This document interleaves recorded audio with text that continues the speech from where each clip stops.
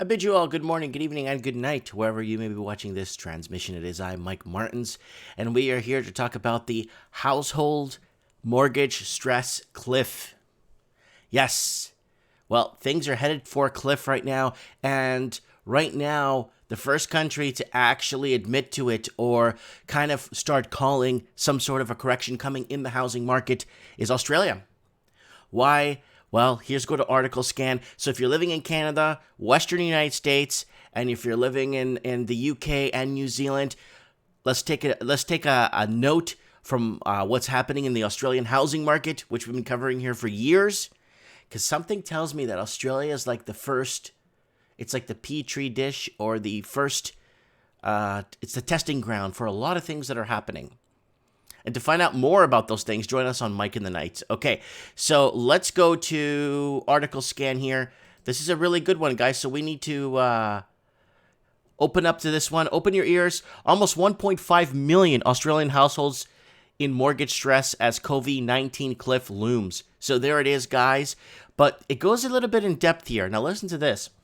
Almost 1.5 million Australian households are currently experiencing mortgage stress despite federal government support programs help to ease the financial burden of COVID. Now, that's drying up, and that's drying up across the Commonwealth. The stimulus checks, the support checks, or whatever you want to call them, right? New data from Digital Financing Analytics shows in May 2020, approximately 37.5% or 1.4 million households were technically defined as being in mortgage stress. So that's 1.4 million households. Okay, so but you got to remember there's a lot of people also, okay, that are borrowing against their homes with second, third mortgages or lines of credit or reverse mortgages that are keeping themselves afloat and looking great for now, right? Before the before the COVID pandemic began, the number sat at just 32.9%. So now it's up to 37.5. So we're not seeing the cracks. But in Canada, you look at Canada, everything is great. You look at New Zealand, they're kind of reopened a bit early. They kind of starting to put their economy back on track. If you look at the UK, I don't even know where they're headed, honestly. You got housing in London taking a rebound last week, and then you got Dublin, Ireland, housing is crashing, and then you go over to Glasgow, housing is stabilized. So, okay, so home bills, that's something else there. Okay, according to DFA, mortgage stress is defined as a household being forced to pay out more each month, including mortgage repayments, than income being received. It's like our governments. Our governments are spending more than what they're taking in, and that's going to be basically for our grandkids. Never mind the kids. The kids already have to pay this. It's the grandkids that have to pay the debt, right? Analysis also believes this number is a high watermark that is disguising a harsher drop to come in September. Described as the September cliff. That's a great name for it. Kudos to whoever created that, the September cliff. When government support programs are removed, the DFA projects that the number of distressed mortgage-paying households could rise to 40.3%.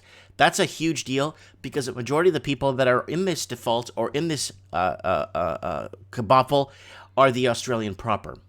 The Australian proper right now is tough. Australian proper had to compete with rich foreign investors, and that's what screwed over the Australian proper, is competing with rich foreign investors. DFA principal Martin North said the data revealed Tasmania as hotspots. Households struggle to meet their repayments.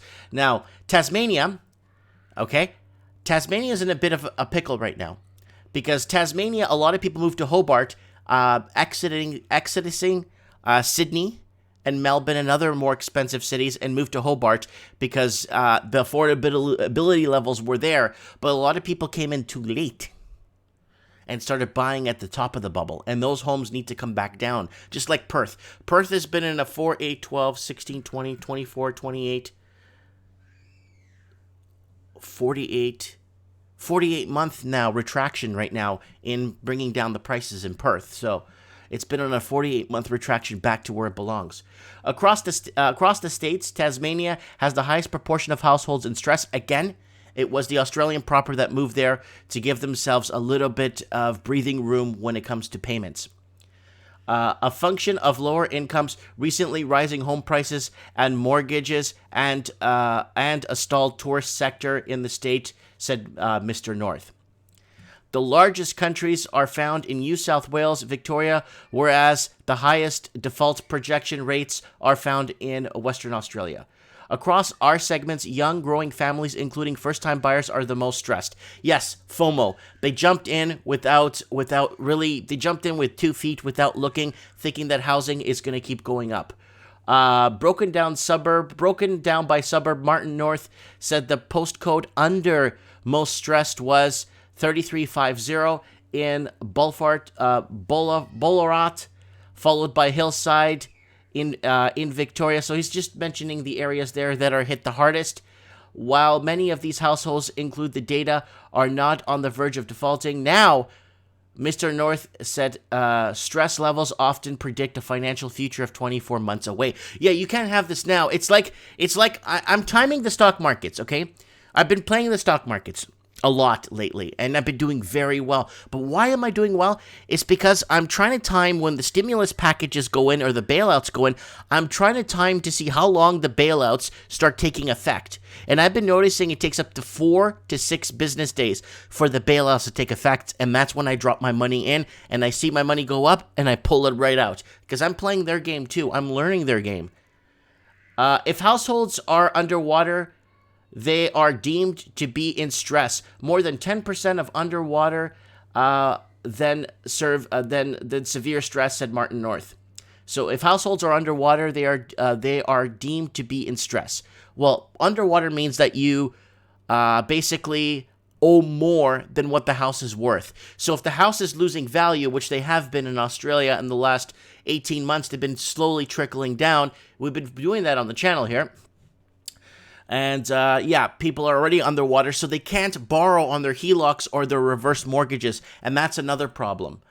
Of course, they may have assets like deposits or put more on credit cards, but generally households under pressure spend less, and then that starts affecting the economy because people are not out spending, right? The local economy, our own consumption, our GDP, right? Hunker down and some more 2 to 3 years later end up selling or even defaulting. Stress indicators are an early warning sign of the potential issues ahead. So this is from Martin North. Maybe I should do a video with him discussing, maybe go on his channel or something and talk about housing and comparing it with Canada and stuff. I've been, so if you go to my channel here, guys, if you get a chance, if you go to the channel and you type in Australia, if you type it in right, you will get this. Tons. Australian 133 billion property slide. There's ones going back 5 years. Australian mortgage prison from 3 years ago. This one I'm still getting emails every day from, and stuff in the mail, and people sending me cards and stuff when I made this video. Australia, housing, do not buy anything. This was 1 year ago, and I told people, do not buy nothing.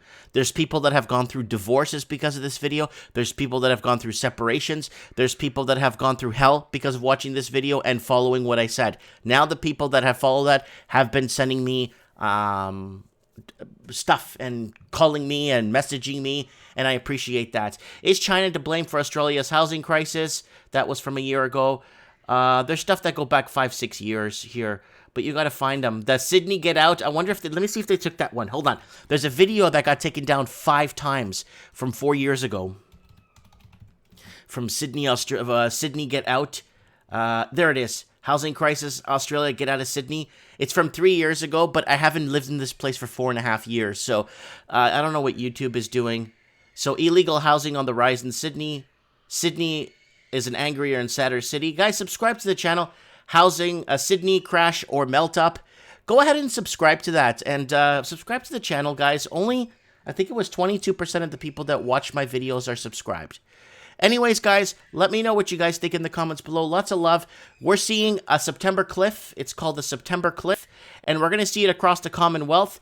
Martin North does a good job describing it here for Australia. So there it is, September cliff coming for Canada. It's coming for Canada. It's drying up. It's coming for the UK. It's coming for Western United States, from Washington State all the way down to the end of California, and it's coming all across Australia. And New Zealand, we're going to have to watch. Let me know what, because New Zealand put the foreign buyers ban on. So let's take a look and see what's happening, and we'll talk soon, guys. Lots of love, and thanks for watching.